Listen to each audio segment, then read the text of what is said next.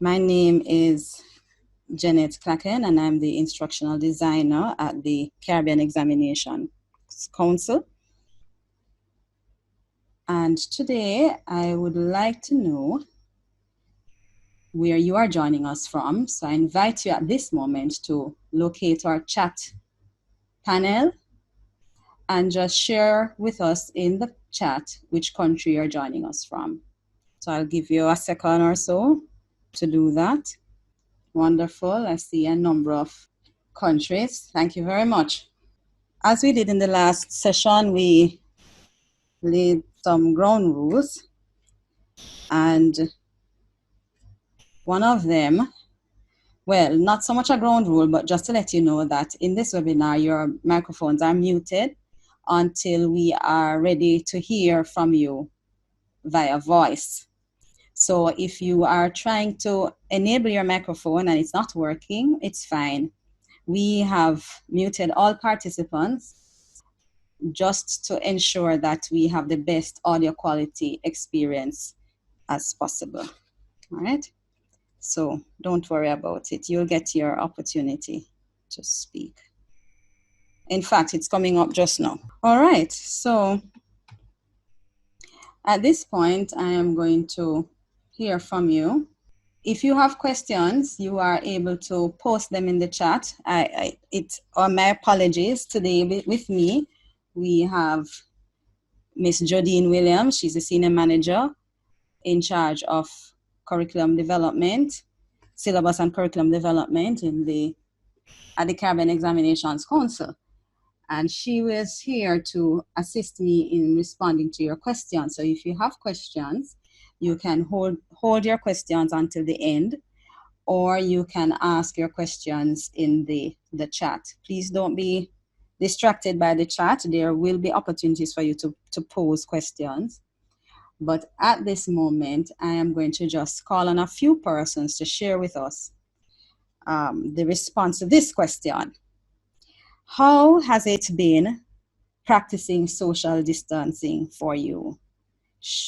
Yeah. So I want you to, I'm going to pick on a few persons, and then I'm going to ask the rest of you to share in the chat. In one word, how has it been? You've been home. I've been home for 3 weeks. I've hardly left the house.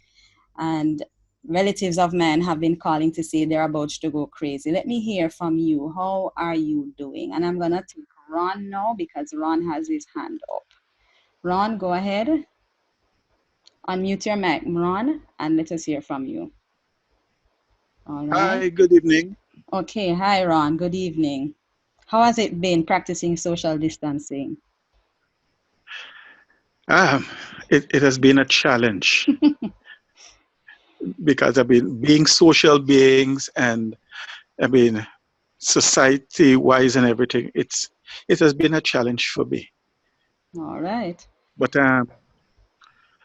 we know it's a necessity, so we'll have to just get on with it. All right.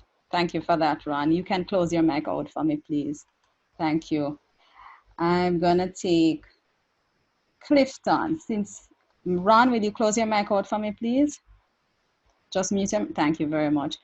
Clifton, you were very active in the chat earlier. Let me hear from you. Tell me what coping strategy you've been using, Clifton, to manage the social distancing challenge that we all are facing right now.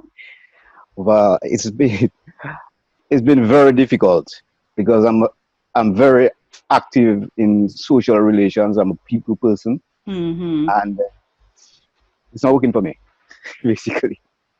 So you haven't found any coping strategies yet, Clifton? No, I'm still trying to find them. I don't know if they're still in the clouds. Okay. All right. Thank you for sharing, Clifton. To answer your question, where I'm from Dominica. Okay. Clifton, please put that in the chat that you are from Dominica. We really want to know. Thank you very much. Please close out your mic, Clifton. Thanks. Okay, great. I'm going to ask the rest of you to just share in that one word. Just put that in the chat right now so I can quickly scroll and read. How has it been, or what have you been doing to... some people said they love it. Oh, wonderful. I'm in my element, says someone. Thank you very much. Thank you very much. Just share, continue to share, and so that the others of us can see what your experience has been. All right, so for today's session, we want to look at 3 simple things. We want to promote the CXC Learning Hub as a teacher resource.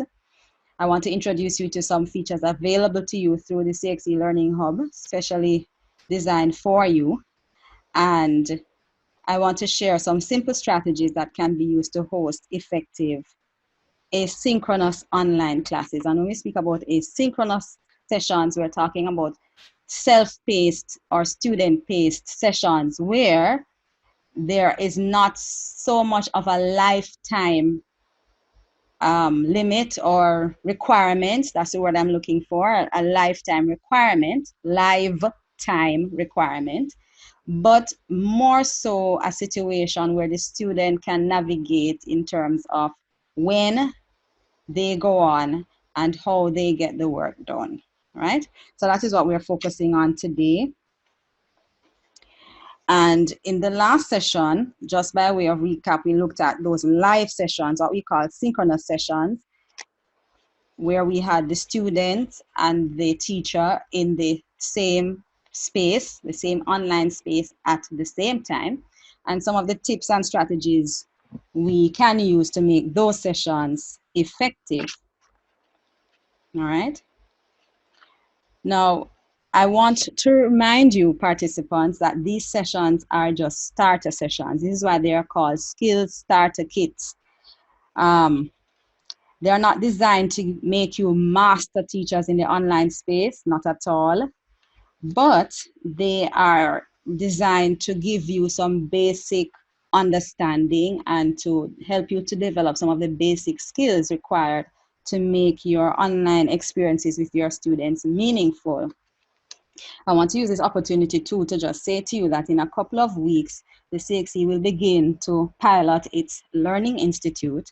And this is a place where professionals such as yourselves can come to engage in continuous professional development and upskilling. And that is something we are excited about at the Caribbean Examinations Council. And we look forward to inviting you to participate in some of those early pilot sessions on the CXC Learning Institute, yeah, a place specifically designed with you in mind.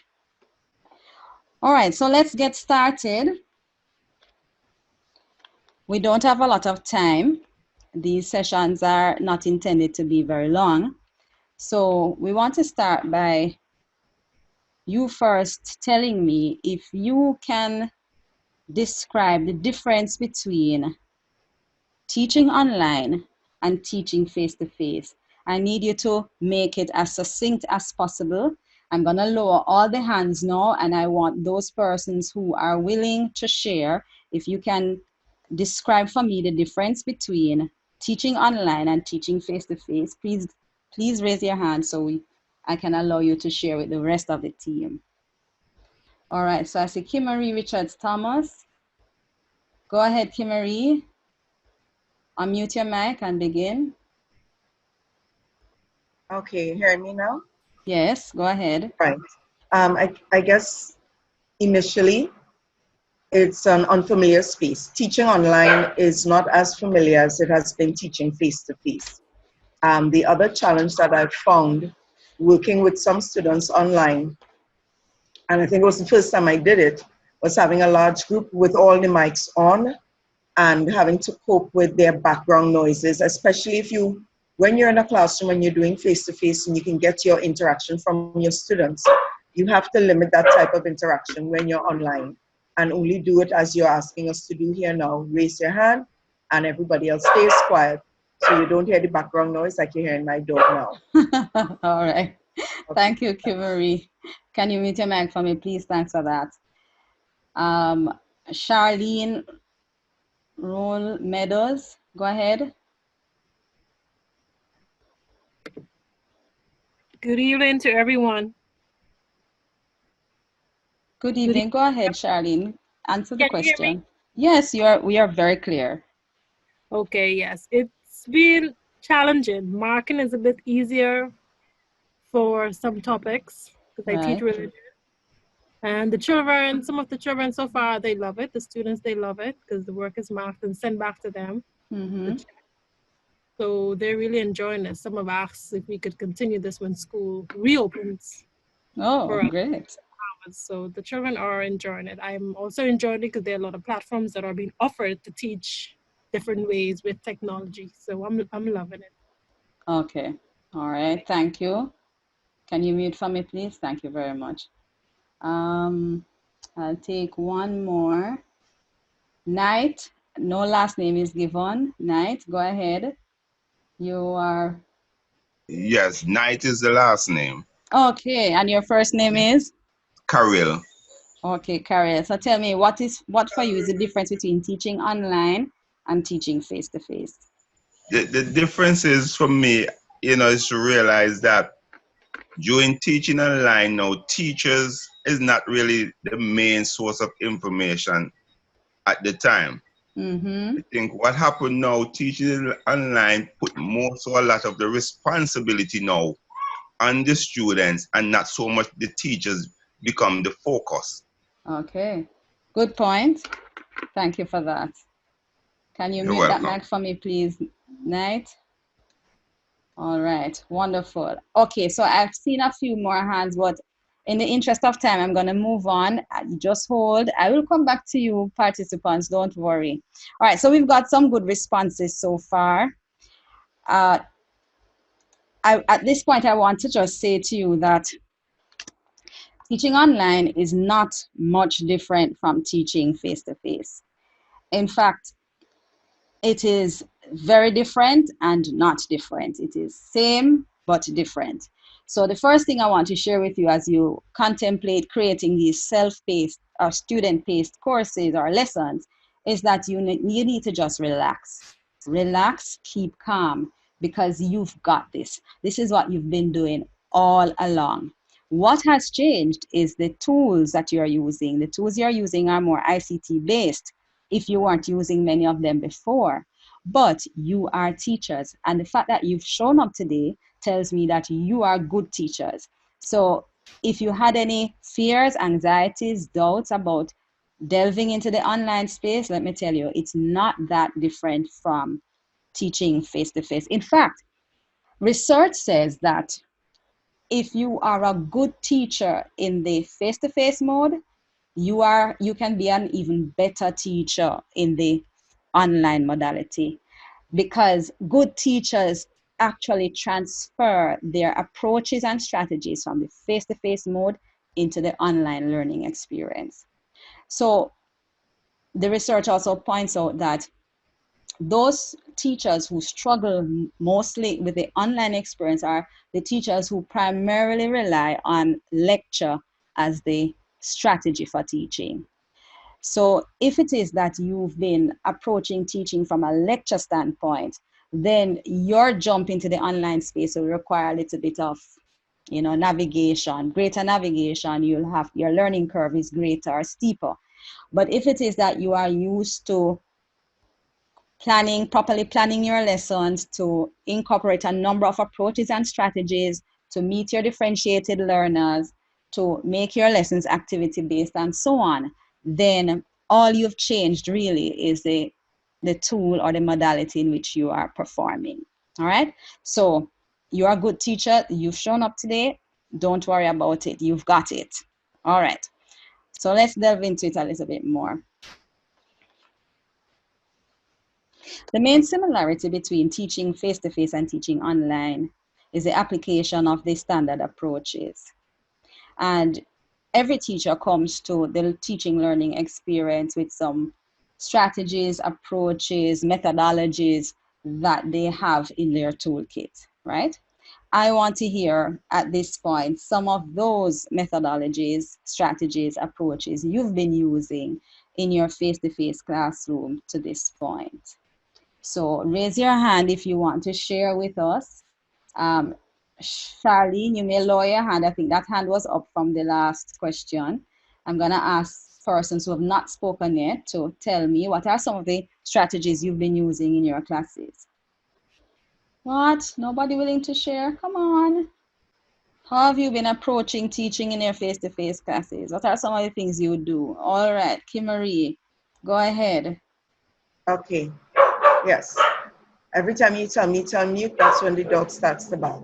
Okay. That's fine.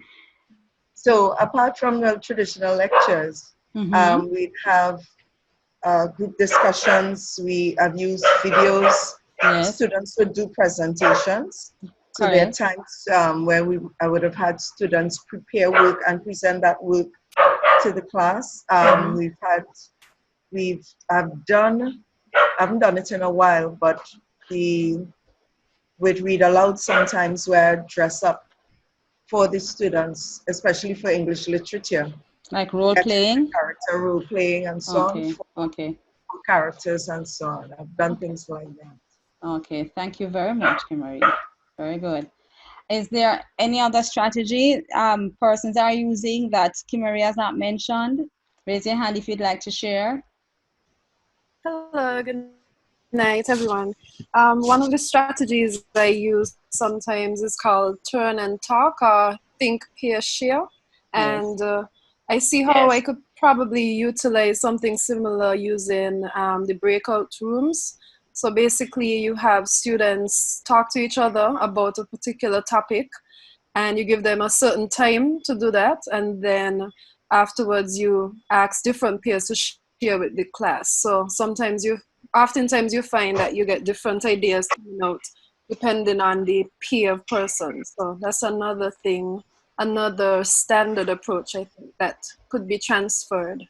Very good, Hillary. Thank you for that. Can you mute for me, please? Let me pick up a few more, just maybe two more. Cassie Ned, go ahead. Hello. Yes, Hello. Cassie, go ahead. Case studies, and sometimes a bit of scaffolding, depending on the topic and the students I'm using. All right. Thank you very much. Mute that mic for me, please. And one last one, Patrice Duggins. Go ahead for me, please. Hi, good evening, everyone. You hearing me? Yes, loud and clear. Hi, is a bit natural sometimes because of my background in dance and theater to really incorporate these students and actually help them physically embody certain concepts within teaching. So they move around, they get up and they get involved. I'm big also on analogies and, just relating to things that they would appeal to. So if it's cartoons or movies, actually trying to incorporate and match the principles and see how well we could pull in their real life scenarios in it and get the teaching across. Okay, thank you very much for that, Patrice. Very good. Now, the others of you who would like to share, just put your strategies in the chat so that it becomes beneficial to the others of us in the room, please. But at this point, we have to move on. But some very good strategies shared there. And I'd like to tell you, almost all of those strategies in some way or form can be transferred into the online learning space. Today, I want to share with you an approach to teaching online developed by educational scientist Robert Ganey, who lived between 1916 and 2002. If you recall, in our Teachers College experience, you would have met Ganey for even a brief moment. He's best known for his work on the conditions of learning, and these here before you, the 9 events of instruction. So in essence, as you go to the online teaching experience and you plan these and prepare these lessons for your students, these student-paced lessons, there's a bit of instructional design that you have to take to the experience itself. All right. So if you look at the image there before you, you'll see Ganey's 9 events. My apologies. You'll see Ganey's 9 events there. The first one is to gain attention. The second, inform learners of the objectives. Stimulate recall of prior learning. Present the stimulus. Provide learning guidance. Elicit performance, get the students to do something. provide feedback, assess them, and get them to do something to enhance retention and transfer. Now, I'm going to go back to the chat. Have a look at the clip there, the image there. And I'm actually going to pick on someone to tell me, what does Ghanai's 9 events remind them of? So I'm being a good teacher today. I'm going to call on someone at random. Avalon Kelly, go ahead. Hello, yes, I saw someone posted, but this is in designing a lesson, planning a lesson where, you know, very similar to the general ADDIE model. Right, very good. Right. So you start with, I guess, the set induction to gain the learner's attention relevant to the topic. And mm-hmm. anything like a little 1 or 2 minute video, whatever it is. And, sure. You know, this is, of course, you would have done previous learner assessment. Sure. You go into objectives, so it's important for the learners to know what it is they are expected to develop, what learning they're expected to engage in, and what they're expected to do by the end of the lesson. Recall, because we're always building on previous knowledge, recall prior learning, and so on and so forth. So, yes, thank you, Avalon. Do follow a lesson, yes. Thank you. All right, mute your mic for me, please, Avalon. Thank you very much. Now, colleagues, Ghanai's 9 events of instruction is very popular in the online space. It's a very popular approach to creating online lessons. I don't know why it's this popular, because it really doesn't say much differently from the things we've been doing all along anyway. And if you look at other models for online lesson development, you'll find that they do pretty much the same kinds of things. They go through the same kinds of steps or phases in a lesson. So essentially, what the online space asks you to do is do what you've been doing or should have been doing all along in your face-to-face. You're just doing it in a different space. And so today I'm going to just demonstrate quickly what that looks like in the CXC Learning Hub space. So I've gone ahead and created a lesson for you so you can see what it looks like. And then I'm going to ask you as you review it with me, and I'm going to go through quickly at lightning speed because these sessions are not intended to be very long. But as we go through, I'm going to ask that you make note of the different elements, Ghanai's elements that you are seeing, or the elements that you are used to from your other approaches. Somebody said in the chat, it looks like the 5E lesson plan. That's correct. Or the standard lesson plan approach we were taught to use in Teachers College, or those that are being shared in the social media spaces or on the internet somewhere. The approach to teaching really does not change. It is what we use to carry out these approaches that is changing for us even in this time of COVID-19. All right, so I'm going to stop sharing the slide now, and I'm going to take you onto the CXC Learning Hub to demonstrate what it looks like in practice. All right, so we are into the CXC Learning Hub, and we're on the teacher dashboard or the instructor dashboard. If you were in one of the sessions before, we would have looked at how to set up a live class from this dashboard. But today we're looking at student-paced lessons. And I actually did create a lesson in physical education and sport, Unit 1, CAPE, for you to look at. Now, if you are a physical education teacher, please don't judge me. I am a language arts teacher by profession. I know very little about physical education. And if I had a treadmill at home, I know it would only be there for me to hang clothes on. So please, if you see anything that is not quite in tandem with the way things are supposed to be, don't judge me. Please don't judge me. All right. So this is what your class would look like on the CXC Learning Hub from this teacher dashboard or the instructor dashboard. All right. Now, in the last the last session, we look at how to create one of these classes.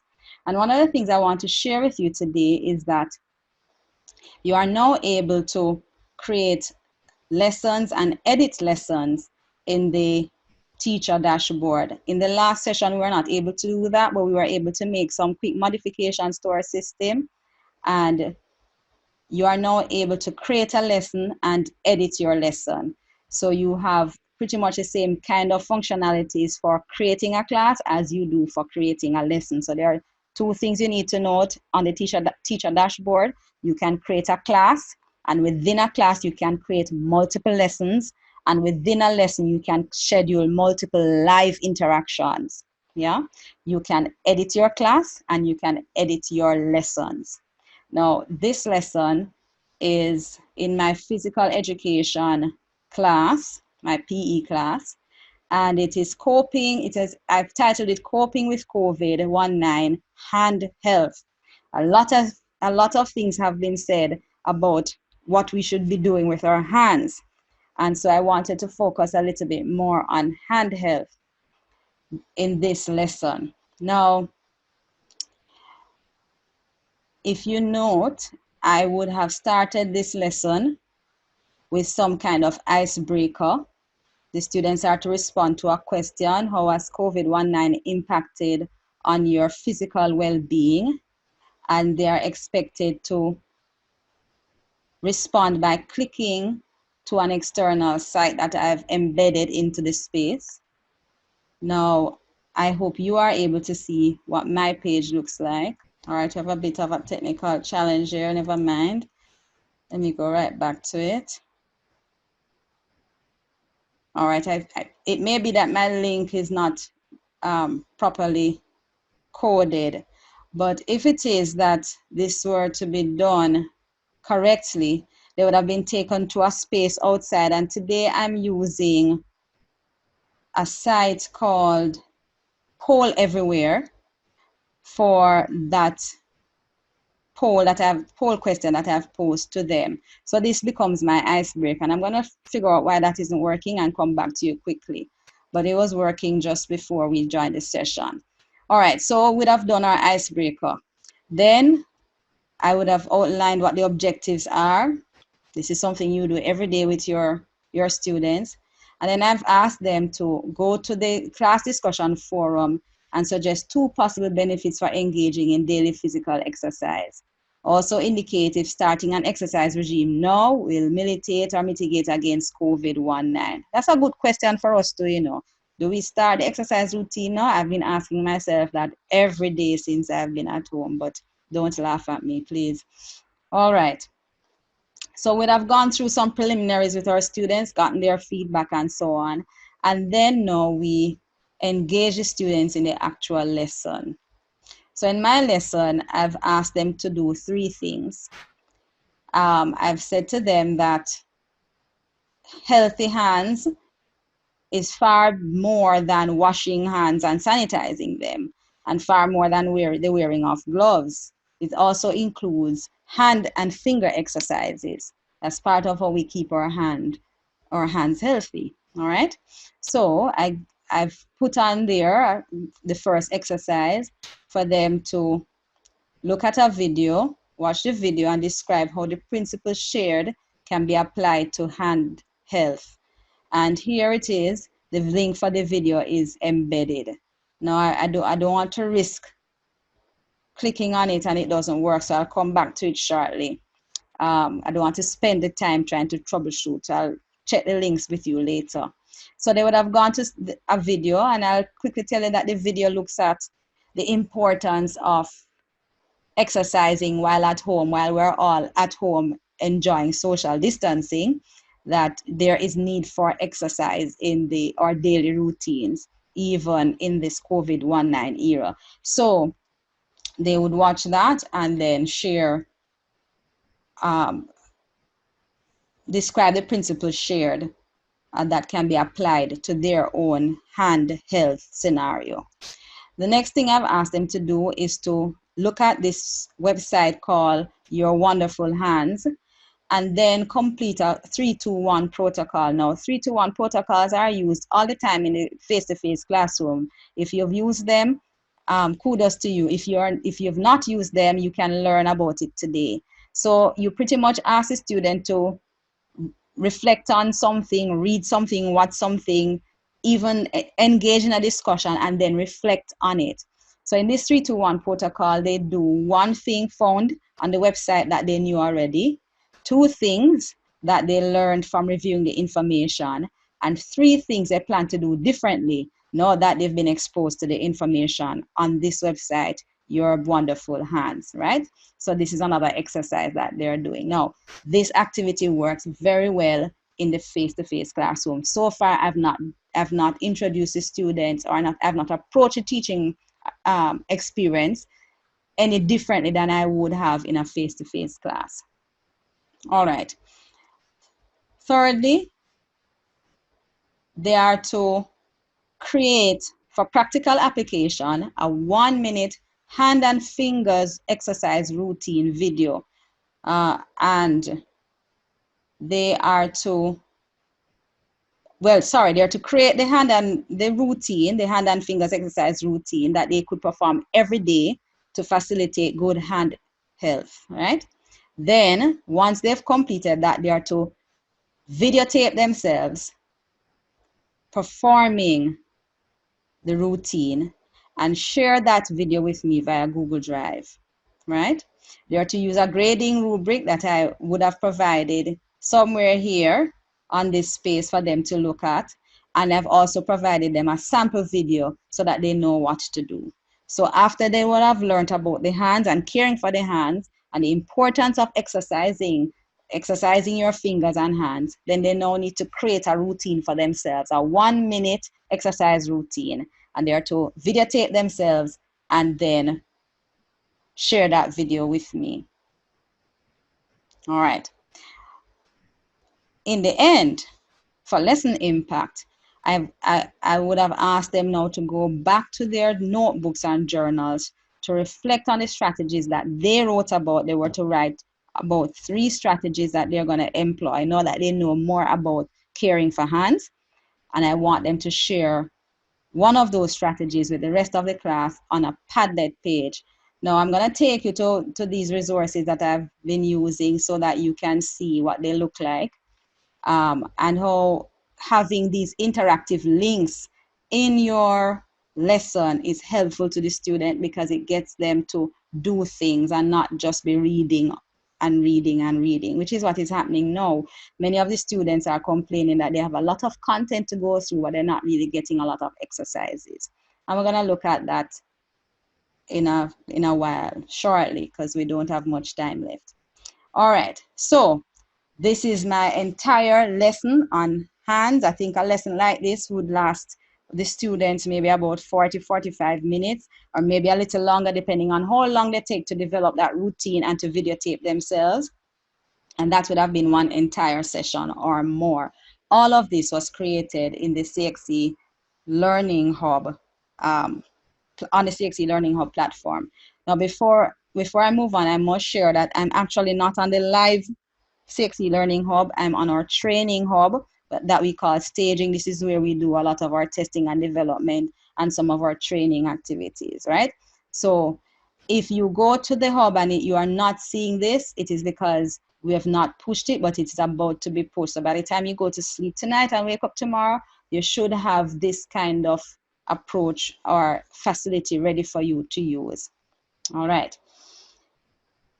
Okay, so let me stop sharing.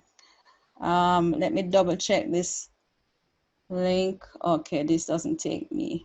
Okay. Okay, I see what the challenge is. All right, this is a staging site. So I'm gonna stop sharing and show you now where I would have taken, where the links would have taken the students. All right, so there you have Poll Everywhere. It's a simple polling or survey tool that you can sign up. If you have a Google account, the sign up is pretty easy. And this is my poll question. Since the emergence of COVID-19, I have been working more, eating more, resting more, exercising more, or worrying more. All right. And I tested it today. This is what the students would be able to see if you were sharing. You can share this link with them. So if you want to use this platform, it's pretty cool to use. I tested it and I said, resting more and worrying more. I've not been doing that. Actually, I've been working more and eating more. So, you know, the exercise thing is something that I really need to brush up on. All right. So that's a tool that you can check out, Poll Everywhere. All right. The review says it's very good for the classroom. All right. The other place I'd like to share before we go into questions and answers. All right. At the end of the lesson, I asked the students to share with the class one of the strategies they plan to use now that they understand more about caring for hands and fingers.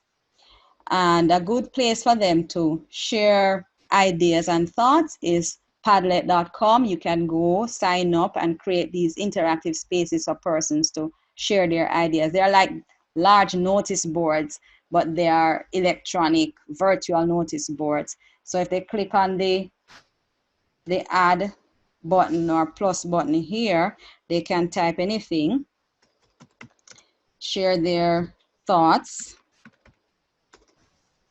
What did I ask them to do again? Oh, one strategy, stretch fingers. So this is a good one.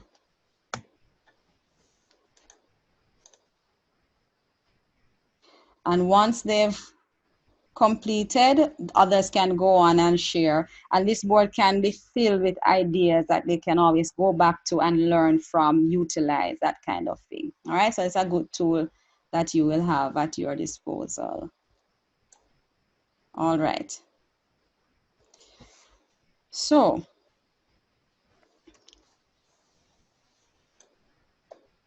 I've done the quick demonstration. Let me just go to some common pitfalls that you are to avoid as you prepare your lesson. So the point I've made is planning lessons, student-paced lessons in the online space requires the same kinds of skills that you are using for your face-to-face lessons. So here are the common pitfalls to avoid. You can't go to the creation of these online lessons without a plan. Right? Now, I know as an experienced teacher that sometimes you can stand before a class with not much of a plan, something very skeletal, and you make it work. In the online space, you actually have to plan each lesson and plan it very carefully. Remember, your students are not in front of you, and you are not going to be with them as they go through the lesson. They're going to go to the lesson at their own leisure, in their own time, and they won't have the benefit of asking you what to explain something that seems difficult to them or that kind of thing. So you actually have to plan the lesson. Make the lesson interactive and activity-based. Much of what we try to do in the online space today as lesson delivery is content delivery. You have to take the lesson out of the realm of content delivery into content application. And this is where your activities and the interactivity comes into play. So having links on your page to other websites that allows the students to do something is very, very important. It makes the lesson interactive for them. All right. Factor in obvious questions students might have. If you're working on the lesson and you feel that, well, based on your experience with the content and teaching with the other groups, there are some questions that are pretty common, address those questions before the students even get a chance to ask you.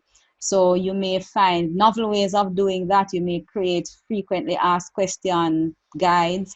You may actually address it directly with a note of some kind, maybe a video note, a voice note, or even text. But whatever it is, anticipate those questions and ensure that there are responses to those questions for the students. Always think about ease of use. Try to make the lesson simple to navigate, easy to read, that kind of thing. As a rule, where content is concerned, less is always more. In the online space, the students have enough websites and other resources to find content. The key is to work on getting them to apply content. So you don't have to bombard your lesson space with a lot of content. If you recall, what I just demonstrated to you didn't have much in terms of content. It had a number of instructions and it asked them to do a number of things, but you hardly see any real content on the page because I directed them to the content elsewhere, right? So content is always there. You focus the lesson on the activity side and the application side, and it will become even more effective and impactful for your students.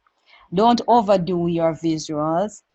I know we like a lot of colors and images and so on, but you don't want to get too involved in that. You don't want to get your content page, your lesson page, too busy with the visuals. So balance it. Be creative about the application. In this demonstration, I asked the students to create an exercise routine for themselves. So each person will create their own exercise routine based on the information I would have shared with them. And then they are to videotape themselves and share it with me through Google Drive. Now, many of you would have recognized that quite a number of your students actually know how to do a number of these things, and they also know how to find out how to get it done. So don't worry about how are they gonna navigate the space to get the things done. They will find a way. Focus on the actual content and application of content. Utilize available web tools. There are many out there, and it's a good practice to spend some of your spare time. I know colleagues that you want to rest, but sometimes it's good in your resting time to just browse the internet and see what tools are out there. What I do from time to time, if I come up with a good idea, I just put it in Google to see if anybody has developed any software that can help me to do that particular thing. That's how I find a number of the resources I find on the web. I just dream up some very intriguing, interesting activities for students, and then I say to myself, I wonder if there's a software that can help me to do this. I go researching and I find it. So browse the internet, see what's there, visit the teacher groups and see what others are sharing, and share with your colleagues. They will share back with you. And of course, I always encourage that you evaluate, provide evaluation opportunities for your students. All right. For today's lesson, sample lesson, I use Poll Everywhere, the CXC Learning Hub, Padlet, and the video that I didn't share was taken from YouTube. All right. So we're coming up to the end of the session. I remind you that if you want to reach out to us, this is a site for you to visit, support.cxc.org. And once you send us your queries, an agent will be assigned to respond to you and to give you the information that you need. At this time, I'm going to open the floor for your questions. I seem to have lost my connection. No? Okay. All right, I have a mic open. Is that Kimmery? Go ahead. Okay, question. You were saying that the hub, it's still in development mode? No. The particular resource that I shared with you today will be shared with you tomorrow. So in fact, let me just take you to the hub itself. I'll take you to the live hub. You do. Let me give you the question that I really wanted to find out, because I went on to the hub. I wanted to find out about editing the dashboard, because it was new to me.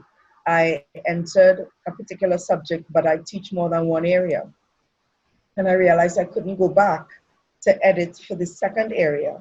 In addition, I accidentally put as the gender male, and I didn't realize it till afterwards, and I've been trying to edit that, so that I'm really asking about editing on the dashboard. Okay, let me take another question in the meantime while I get on to that. I'll take another hand. If you have a question, just raise your hand. Kimari, I'll come back to you shortly. Beverly, go ahead. Hi, good night. Jeanette, good night. Good night, my dear. I just wanted to find out with our last session, I didn't quite get to record it on my Zoom. I was wondering if we would be able to see it on a link. I didn't see any link just yet. It's now available on our social media pages, so you can check our YouTube channel and our Facebook page. And I was reliably informed that it is there for your access. Thank you so much, Jeanette. You have a great night then. Thank you. Thank you too. All right, colleagues, any other question? I'll take them before we have to go. Kimari, just wait with me on the line. I'll address your concern momentarily so you don't go. I'll take Sherry-Ann. Sherry-Ann, go ahead. Unmute.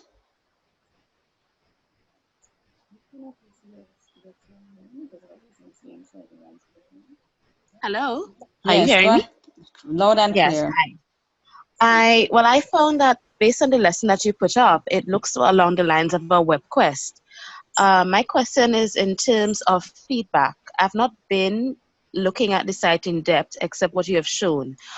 Is it possible for you to send feedback individually to students, or you have to do it as a group?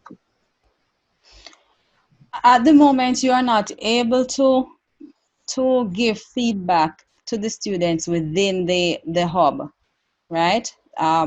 Please, colleagues, bear with us. Remember that this is something that we had placed in the pipeline for later on this year, but COVID has asked us to push all our timelines forward. So we are trying to give you what you need as we build out certain aspects of our infrastructure.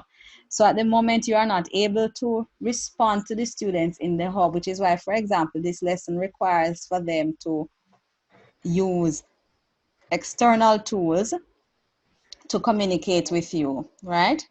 So you give the feedback from that perspective. In a previous session, the participants share that they are using other platforms to support them or in tandem with. Your ministries have asked you to use certain platforms as well.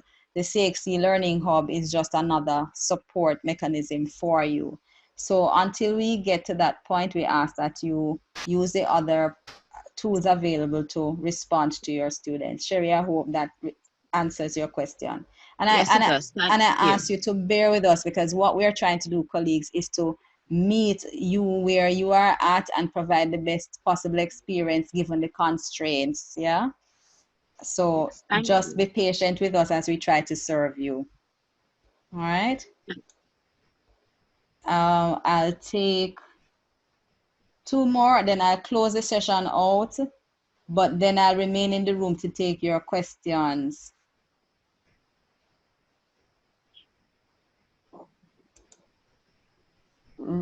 I've Ricardo Gardner, go ahead for me, please.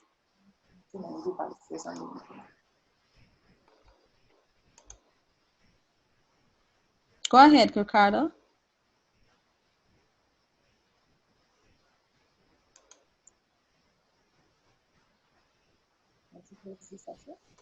Go ahead, I can hear you. Your mic is open. Speak. Okay, she's not aware.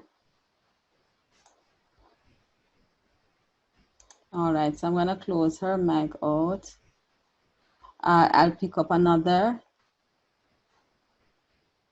Martha Corbett-Baugh, go ahead. Martha? Just to greet and say thank you. I'm okay. Okay. All right. I'll take one last one. Colleagues, before I close out, and there's one other thing I must say before we close. There is a poll I'm about to release for you now to take, just to tell us how you found the session. You should be seeing the poll now, so just respond to it. Thank you. I'll pick up Clark NMHS. Go ahead, Clark NMHS.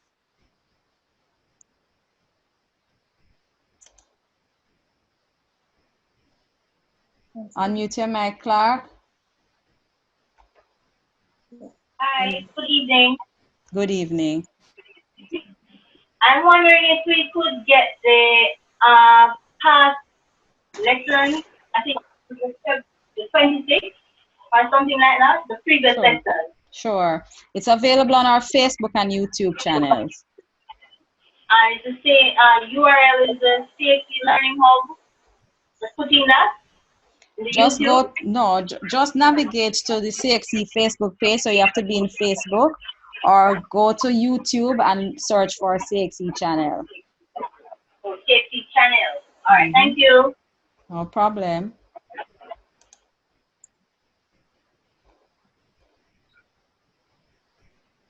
All right. And I'll take one last person before I go into the question and answer segment, at which point, if you wish to leave, you may do so.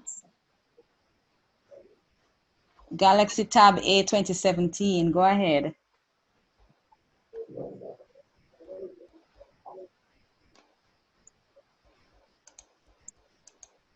Galaxy Tab A 2017. Hello? Yes, we can hear you. Hi, good night. Okay. I was practicing on the site today, and what I did was to create a few sample lessons for myself. But I realized afterwards that I was unable to delete those lessons, or I also even did a sample recording, a sample meeting sort of. And I realized after that I was unable to delete or, even modify those lessons. Well, I could modify them, but I couldn't delete them. Okay, I'm taking note of that. Thanks for that feedback. Yeah, so I was really wondering if it is, because I went through the whole thing to see if I was just not understanding, but I don't think that you're able to delete like samples that you might be practicing on. And I believe signing in as a student that I'm still able to see those lessons. So I had a little bit of a concern there. That's one. The next concern I have, well, it's just a suggestion or a tip, is that I noticed that if you have a VPN on, if you are running a VPN and you schedule your lesson, the timing is a little bit off. The time that it starts is a little bit off. So at first I was wondering why it wasn't starting when I expected it to. And then I realized that you have to turn the VPN off in order for it to work properly. So that's just, just a tip for anyone else who might be experiencing that problem. I thought I would just let everybody know. Right. Thanks for that, because like you've seen, it functions a little bit differently on your VPN, but that is actually a bug, and we'll just get that rectified. It shouldn't take a long time to fix. Okay, sure. All right, before we go, I'm just going to show you that on the student side of the hub, I'm able to add my class. Let me just go to the actual code, because you have to share this code with your student. So I've navigated away from my code. So I need to find it back.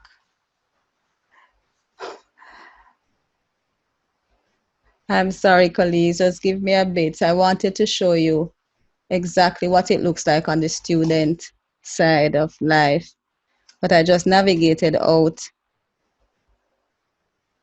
So I just need to go back in on another machine to get the code. All right, I'm gonna just leave it as is, but once the students would have come here, click on classes and add. The code that you provide will give them all the access to the information that would have gone through in this particular session, right?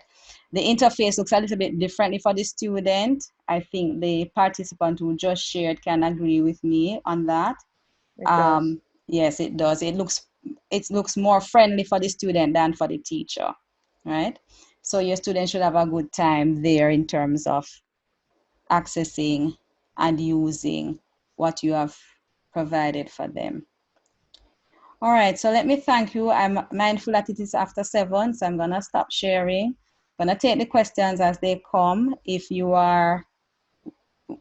need to leave, you can do so now. We wanna thank you for being with us, and we thank you for being interested in the products that we have, and we hope that you'll work with us as we work with you to improve our offering so that the region's children can benefit from what we have to share. Thank you so much, and do enjoy the rest of your evening. I remain in the room to answer the questions that you have. Keep your hands up and I'll take you one at a time. Thank you very much.